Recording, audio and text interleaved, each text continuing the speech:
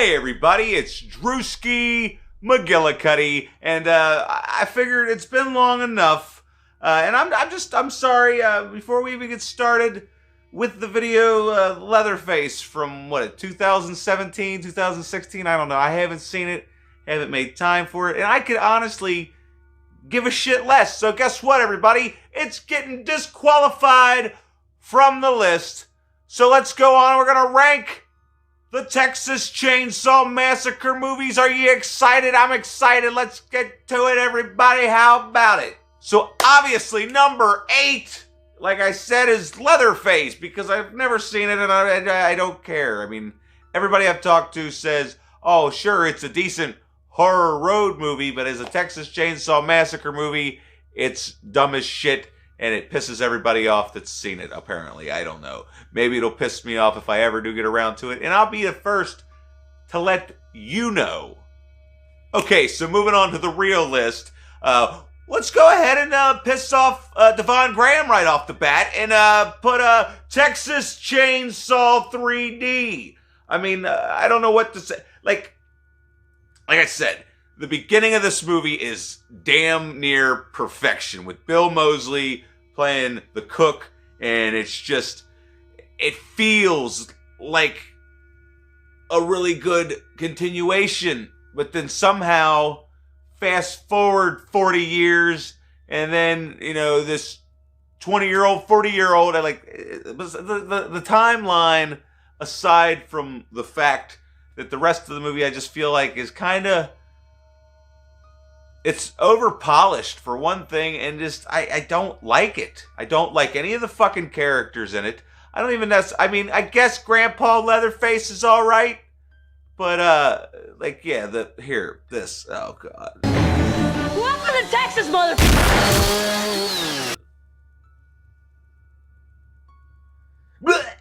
It's fucking stupid, and Devon Graham loves it, and I'm sorry, you know, that just goes to show you that, you know, you can still be friends with somebody and completely fucking disagree on something, because I've never disagreed with anybody more. I mean, this is basically in comparison to how Cody Leach must feel about Freddy's Dead. But I can't even understand that, but that's a whole nother fucking story for a whole nother conversation. Let's move on with the list. Moving on to number 6, this might surprise some of you because it switched places with the other one that pissed off Devon Graham, and that's Texas Chainsaw Massacre: The Next Generation. Are they popping up on this side? I don't know. I don't know anymore, everybody. But yeah, this movie, oh god, there's like so much stuff wrong with it. Like, it's almost like my YouTube channel. It's just, you know, it's like they figured, let's just turn the camera on and press record and hopefully something turns out, right? But there's a lot of fun to be had here, especially with Matthew McConaughey. Like, a lot of people, like, don't like it, but for some reason, I eat that shit up. I don't know if the videos are popping up or not. You goddamn right you don't. I don't know. But yeah, and the whole recreation of the dinner scene when Renee Zellweger tells Leatherface to sit the fuck down and shut the fuck up or something like that. I don't know. Here, don't sue me. You sit the fuck down and shut up. Did it work? Did it work? I don't know. I don't know how much effort I'm putting into this. So, yeah, the Texas Chainsaw, The Next Generation. Like, the thing that really puts this towards the bottom of the barrel is the portrayal of Leatherface. And I know a lot of people say, well, he acts just the way he does in the original, if you think about it. I mean, I've heard people say that, and I'm like,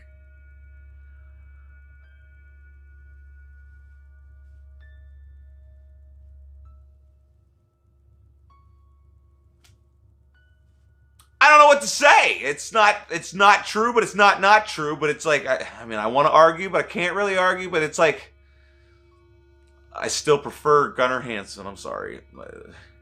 So what are we doing?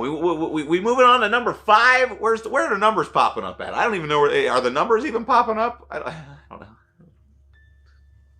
Oh my god, I touched my face. So moving on to number 5, we've got Leatherface, the other one called Leatherface, the Texas Chainsaw Massacre Part 3. And I'll be straight honest with you. When I was a kid, this was my favorite in the franchise. And I have no idea why. Something about just the way New Line Cinemas...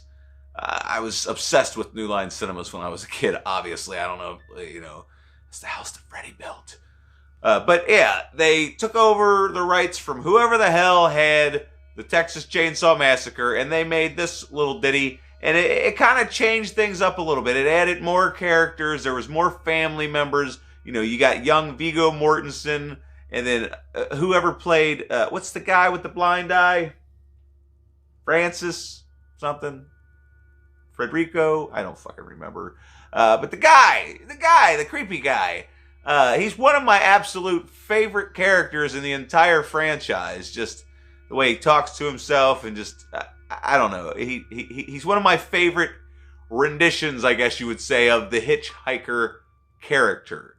And then, the Leatherface in this one's not too bad. It's not the best Leatherface, but it's not the worst Leatherface, obviously. And then the one thing that stands out for this movie that stuck in my mind that I never forgot was when they nail that chick to the chair in the kitchen. Ouch! That looked like it hurt. So yeah, Leatherface from 1990 something.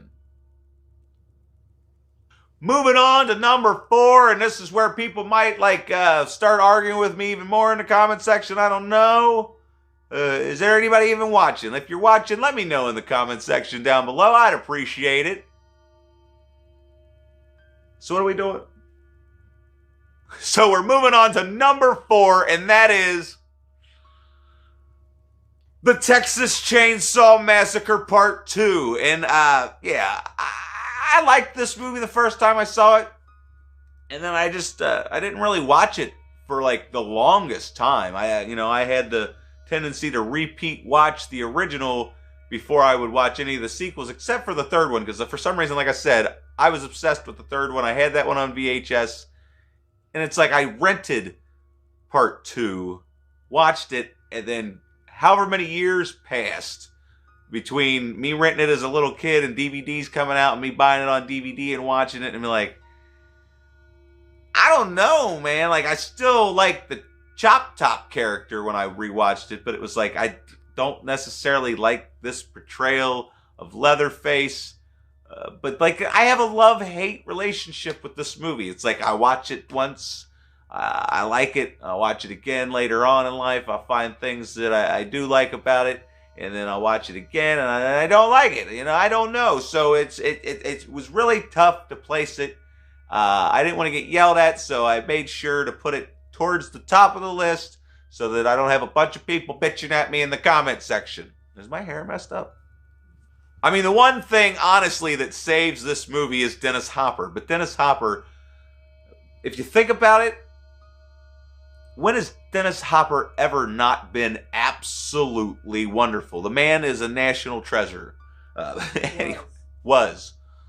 God rest his soul. Anyway, getting down to the bottom 3. This is what we call the nitty-gritty around here.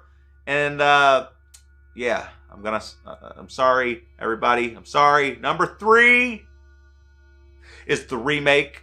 I know a lot of people love the remake, and I've grown to love the remake. But like I said, I don't know if you've seen my reviews or if I even mentioned it in my review, because it's been a long time since I did them or even watched them. But yeah, the first time I saw this movie, it kind of pissed me off because there was added characters. I was like, this ain't.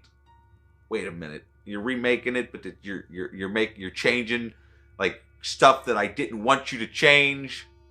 But then some of the stuff that they changed was pretty badass, because this is a badass portrayal of Leatherface. It's just some of these characters that were in the van, I didn't necessarily care for. The little scrawny, sniveling, drooling on himself all the time, gets his teeth knocked out. What the hell's his name? I don't remember. Mitch, who cares? But, yeah, the only person I could say that I really liked was Andy, and then, I can't remember his name either. The guy with the hat. makes Leatherface a new mask. I'm terrible at this. But that's fine. That's absolutely fine. But yeah, the main thing that bugged me the first time I saw this was the kid from The Ring. When he shows up with these fake-ass teeth, looking like, you know, he's trying too hard to be a hillbilly. And the kid's a good actor. But just in this, it was like, I don't know. But then the last time I watched it, when I reviewed it, when he was like, Grandma, let me in the house. It reminded me of me when I was a little boy. All right, everybody, here's where it's going to get crazy. Not really, but number 2 is Texas Chainsaw Massacre, The Beginning. I feel like if this would have been the original remake, then the remake would have been number 2. But since this is the prequel, then The Beginning is number 2, because this movie, I like how it kind of goes back and shows you the beginning. Normally, you know, they kind of fuck that shit up when they do that, and like, say, the remake of Friday the 13th, when they just had a stupid montage opening flash scene of the entire first film, when they could have just, you know, sat down maybe and thought about it before they fucking, I don't know. We're not here to talk about that. We're talking about the Texas Chainsaw Massacre at the beginning, and I like seeing the whole, you know, town crumbles. These people refuse to leave their home, so they stick around. They try to shut down operations, and Leatherface doesn't want to leave, and then he ends up killing some folk, and then the police show up at the door and tell whatever the fuck his name is with the eyebrows, and hey, your retarded nephew done killed some folks, and he's like, he's not retarded.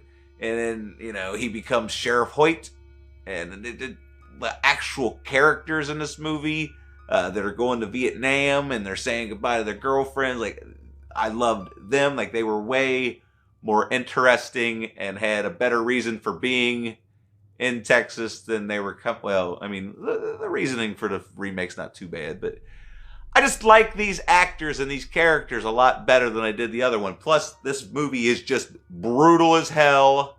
It's unrelenting, really. It's got some of the best kills in the franchise, or any horror movie, really. And just the fucking ending. The fucking ending is like absolute fucking perfection. But it's not as good as the ending for the number 1 slot, and that is the original Texas Chainsaw Massacre. There's nothing I can really say about this movie other than I don't understand. Like, people saying, you know, this movie's too old, or it's like, well, no, you're just a fucking asshole. That's all it amounts to it. If you don't like this movie, you can go fuck yourself. No offense, but like, this seriously laid the groundwork, like, for, I mean, not even necessarily a slasher movie, but just like the formula of, you know, some youth going somewhere and then not coming back from that place, and like, just, and it's gory without showing you a goddamn thing. Like, you don't necessarily see any blood. You see like a little bitty bit of blood in this movie. Yet, I think the reason people think that this movie is more violent than it is because half the time they were watching it like this, thinking that something was going to happen, even though they don't know. They don't even show anything. Like, when he puts her on the hook, they don't show the hook going in. He just puts her up there, and then it's just her reaction to being on a hook. And then, like, the most traumatizing scene in the fucking movie is at the dinner scene when she's tied up, and you see her reaction to waking up and seeing all these fucking creepy ass weirdos hanging around, and then you fucking feel like, oh my god, I know how she's feeling, because I'm feeling it too. Fucking absolutely perfected, you know. And then just the last act of the movie is fucking absolute madness, and I fucking love it. And then just the ending scene where she finally gets away and they run around that truck, and then she hops in the truck and she's screaming, because the real reason she's screaming is because it's finally over. Just like for her character, for the real person, it's finally over. So she's not acting anymore. She's just so happy that she doesn't have to fucking do this anymore. She could go take a shower and not smell like shit and make everybody around her puke. Because apparently people were puking during the dinner scene because of how hot and nasty and sweaty it was in there. But yeah, her eyeball is like just an iconic image burnt into my retinas, and like Leatherface dancing in the sun as it sets. and the Texas horizon is just some of the most beautiful shit I've ever seen, yet disturbing at the same time. But it's got a peaceful, let's watch it without any noise. Can I even do that? We'll change the music. You can't hear the He's dancing. He's dancing, everybody. Look at him. He's fucking dancing with a chainsaw. It's fucking beautiful. It brings a tear to my eye, and it should bring a tear to your eye. But if it doesn't, I'm sorry. But anyway, that's all the time we have today, Junior. Anyway, that's all the time we have for tonight. So if you've liked this, please, there's these things that you can do. And please let me know your ranking in the comments section down below, because I like to know how different we all are from one another. And if you've also liked this enough that you want to let me borrow a couple dollars, you can consider following me on Patreon. And one of these days I'll remember to make funny posts on there so it makes everybody's while worth it. You know what I'm talking about? Anyway, but if not, if you're over there, I love you guys. Fucking get out.